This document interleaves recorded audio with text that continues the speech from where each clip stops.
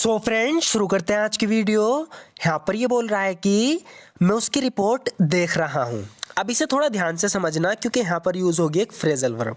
तो यहाँ पर इसके पास किसी की रिपोर्ट है, उसे चेक कर रहा है, कह रहा है कि I am looking through his report. तो यहाँ पर जो लुक थ्रू फ्रेजल वर्ब है, इसका मतलब होता है जल्दी में कोई चीज़ पढ़ना, है ना। जल्दी जल्दी में पढ़ना किसी चीज़ को। कोई भी रिटर्न मटेरियल है, कोई भी ऐसी चीज़ जो कि लिखी हुई है, जैसे कोई किताब हुआ, कोई भी जैसे कोई रिपोर्ट है, रिपोर्ट एक रिटर्न मटेरियल है, यानी लिखी हुई होती है, तो उसे पढ़ रहा है लेकिन जल्दी जल्दी में पढ़ रहा है। तो इसके लिए हम कौन सी फ्रेजल वर्ब का यूज़ करेंगे? लुक थ्रू का। तो कह रहा है कि मैं उसकी रिपोर्ट देख रहा हूँ, कहने का मतलब है कि जल्दी जल्दी उसकी रिपोर्ट पढ़ रहा हूँ। I am looking through his report. जब तक मैं जो कर रहा हूँ उसे पूरा नहीं कर लेता, मैं किसी से बात नहीं कर सकता। तो कोई इससे मिलना आया है, तो यहाँ पर ये उससे कह रहा है कि मैं अभी नहीं मिलूंगा किसी से, जब तक मैं जो कर रहा हूँ उसे पूरा नहीं कर लेता, मैं किसी से बात नहीं कर सकता। इसे इंग्लिश में बोलेंगे, I can't talk to anyone unless I finish what I am doing. I can't talk to anyone unless I finish what I am doing, यानी जो मैं कर रहा हूँ जब तक उसे फिनिश नहीं कर लेता, मैं किसी से बात नहीं कर सकता। I can't talk to anyone unless I finish what I am doing. उनसे कहना मैं मीटिंग्स में हूँ, उन्हें कल कॉल करूँगा। कह रहा है कि tell them I am in meetings and I will call them tomorrow. Tell them यानी जो इसका इंतज़ार कर रहे हैं उनसे कहलवा रहा है कि कह दो उनसे जाकर, tell them I am in meetings, यानी मैं मीटिंग में हूँ, एंड और I will call them tomorrow, मैं उन्हें कल कॉल करूँगा। और हाँ, एक बात और, एंड या वन मोर थिंग, एंड या वन मोर थिंग, हाँ एक बात और, अगर तुम्हें टॉम दिखे तो कहना मैं उसका इंतज़ार कर रहा हूँ। इस इंग्लिश में बोलेंगे, if you see Tom, if you see Tom, यानी कि अगर तुम्हें टॉम मिले, टॉम दिखे, दोनों सिचुएशन में हम कह सकते हैं if you see Tom tell him I am waiting for him. उससे कहना है कि मैं उसका इंतज़ार कर रहा हूँ अगर तुम्हें टॉम दिखे। If you see Tom tell him I am waiting for him. तुम हमेशा अपनी नहीं चला सकते। तो कोई लड़का है वो हमेशा हर चीज़ में अपनी चलाता है, कुछ लोगों में आदत होती है ना, तो इसके साथ भी एक ऐसा ही हो रहा है कि इसका एक दोस्त है वो हर चीज़ में अपनी चलाता है, हर चीज़ को गड़बड़ा देता है। तो यहाँ पर ही उससे गुस्से में कह रहा है कि तुम हमेशा अपनी नहीं चला सकते। You can't always have your own way, you can't always have your own way. तो यहाँ पर हमने यूज़ किया है हैव योर ओन वे। तो कह रहा है कि you can't always have your own way, यानी तुम हमेशा अपनी नहीं चला सकते, हर चीज़ में अपनी नहीं चला सकते। तुमने उसे यहाँ मुझे बिना बताए इनवाइट किया। तो यहाँ पर कोई पार्टी होने वाली है, तो किसी ने, इसके दोस्त ने किसी को इनवाइट कर दिया इसे बिना बताए। तो इस पर क्लास रहा है कि you invited her without telling me, you invited her here without telling me, यानी तुमने उसे यहाँ मुझे बिना बताए इन्वाइट किया। You invited her here without telling me. तुमने उसे इनवाइट किया हालांकि मैंने तुमसे मना किया था। You invited her even though I told you not to, you invited her even though I told you not to, यानी तुमसे मैंने मना किया था, हालांकि मैंने तुमसे मना किया था, तुमने फिर भी उसे इनवाइट किया। You invited her even though I told you not to.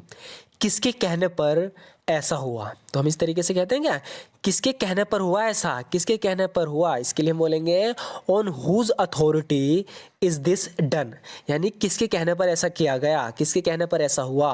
On whose authority is this done, किसके कहने पर ऐसा हुआ।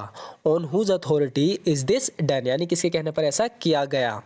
किसके कहने पर ऐसा किया तुमने, अब इससे पूछ रहा है कि on whose authority did you do that, on whose authority did you do that, यानी किसके कहने पर ऐसा किया तुमने। On whose authority did you do that. हर चीज़ के लिए दोषी मुझे ठहरा दिया गया। तो कुछ हुआ था उसके लिए इस लड़की को दोषी ठहरा दिया गया। तो यहाँ पर कह रही है कि I got blamed for everything, I got blamed for everything, यानी हर चीज़ के लिए मुझे ब्लेम कर दिया गया, मुझे दोषी ठहरा दिया गया। आई गॉट ब्लेम्ड फॉर एवरीथिंग, मुझे दोषी ठहरा दिया गया हालांकि ये मेरी गलती नहीं थी। कह रही है कि I got blamed even though it wasn't my fault, I got blamed even though it wasn't my fault, यानी मुझे दोषी ठहरा दिया गया हालांकि ये मेरी गलती नहीं थी। I got blamed even though it wasn't my fault, मैं समय पर पहुंच गई थी हालांकि बाकी सब लेट थे। बता रही है कि मैं तो समय पर पहुंच गई थी हालांकि बाकी सब लेट थे। इसे हम इंग्लिश में बोलेंगे, आई arrived on time, on time यानी बिल्कुल समय पर मैं पहुंच गई थी। आई अराइव्ड ऑन टाइम हाउएवर, हालांकि या लेकिन, द अदर्स वर लेट, जो दूसरे थे, जो बाकी सब थे, वे लेट थे। I arrived on time however the others were late. तो जो सेंटेंस है हम देख रहे हैं हाउएवर, इवन दो, मैं जानता हूँ आपको इनका मतलब तो पता है, लेकिन जब ये बार बार यूज़ होंगे ना तभी आप इन्हें बार बार यूज़ कर भी पाओगे। तो इसीलिए मैं चाहता हूँ कि इनके ज़्यादा से ज़्यादा एग्जाम्पल आप देखते रहो। जैसे कि यहाँ पर हाउएवर का है, इससे पहले हमने इवन दो का देखा था, कभी हम दो का देखते हैं।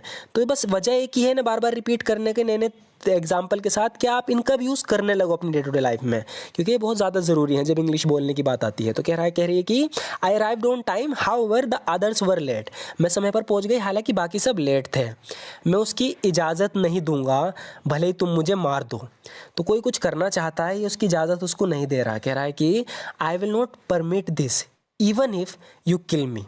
आई विल नॉट परमिट दिस, यानी मैं परमिट नहीं करूंगा, इसकी परमिट नहीं दूंगा, इसकी इजाज़त नहीं दूंगा। इवन इफ़ यू किल मी, भले तुम मुझे मार दो। इवन इफ़ का यूज़ हुआ है यहाँ पर भले के सेंस में। I will not permit this even if you kill me, मैं इसकी इजाज़त नहीं दूंगा भले तुम मुझे मार दो। मैं तुम्हें उसका जीवन बर्बाद नहीं करने दूंगा। I won't let you रूइन her life. I won't let you रूइन her life, यानी मैं तुम्हें उसका जीवन, उसकी ज़िंदगी बर्बाद नहीं करने दूंगा। I won't let you रूइन her life. जब तक तुम हाँ नहीं कह देती मैं नहीं जाऊंगा। इस इंग्लिश में बोलेंगे I won't go unless you say yes. I won't go unless you say yes. इस तरीके से भी हम इसे कह सकते हैं कि अनलेस यू से यस, जब तक तुम हाँ नहीं कह देती, आई वॉन्ट गो, मैं नहीं जाऊंगा। मैं पूरी रात जाग जाऊंगा अगर मुझे जागना पड़ा। कह रहा है कि I will stay up all night if I have to. यहाँ पे लड़की कह रही है कि अगर मैं तुम्हें पूरी रात जवाब न दूँ तो क्या पूरी रात जाग जाओगे। तो कह रहा है कि I will stay up all night if I have to, यानी अगर मुझे जागना पड़ा तो मैं पूरी रात जाग जाऊँगा। I will stay up all night if I have to. जब तुम जाओ तो याद करके दरवाज़ा लॉक कर देना। तो फ्रेंड्स, याद करके, जब भी हम किसी को इस तरीके से कहते हैं कि याद करे हुए काम कर देना, तो इसके लिए यूज़ करते हैं be sure to do something. तो यहाँ पर ये कह रहे हैं कि be sure to lock the door when you leave, यानी तुम जब लीव करो, जब तुम जाओ तो याद करके दरवाज़ा लॉक कर देना। Be sure to lock the door when you leave. ध्यान से मुझे कल 8 बजे उठा देना। इसके लिए हम बोलेंगे make sure to wake me up at o'clock tomorrow. Make sure to wake me up by 8 o'clock tomorrow, यानी ध्यान से मुझे कल 8 बजे उठा देना। Make sure to wake me up by 8 o'clock tomorrow. Next देखते हैं फ्रेंड्स, यहाँ पर ये कह रहा है कि मैं इस दुनिया में किसी चीज़ से नहीं डरता। इसे हम इंग्लिश में बोलेंगे there is nothing in this world that I am afraid of. There is nothing in this world that I am afraid of. तो कुछ लोग हैं इस तरीके की बात करते हैं कि मैं इस दुनिया में किसी चीज़ से नहीं डरता। तो इसे बोलने का सिंपल ही तरीका है there is nothing in this world that I am afraid of. तुम मुझे डराने की कोशिश में अपना समय बर्बाद कर रहे हो। तो कोई से डराने की कोशिश कर रहा है तो उससे कह रहा है कि you are wasting your time trying to scare me. You are wasting your time trying to scare me, यानी मुझे डराने की कोशिश करने में तुम अपना समय बर्बाद कर रहे हो। You are wasting your time trying to scare me. मुझे पार्टी में इनवाइट करने के लिए तुम्हारी बड़ी मेहरबानी। इस इंग्लिश में बोलेंगे it's very kind of you. तो जब भी हम कहते हैं कि तुम्हारी बड़ी मेहरबानी, it's very kind of you to invite me to the party. It's very kind of you, यानी तुम्हारी बड़ी मेहरबानी to invite me to the party, मुझे पार्टी में इनवाइट करने के लिए। पार्टी में और कौन आ रहा है? Who else is coming to the party. Who else is coming to the party, यानी पार्टी में और कौन आ रहा है? Who else is coming to the party.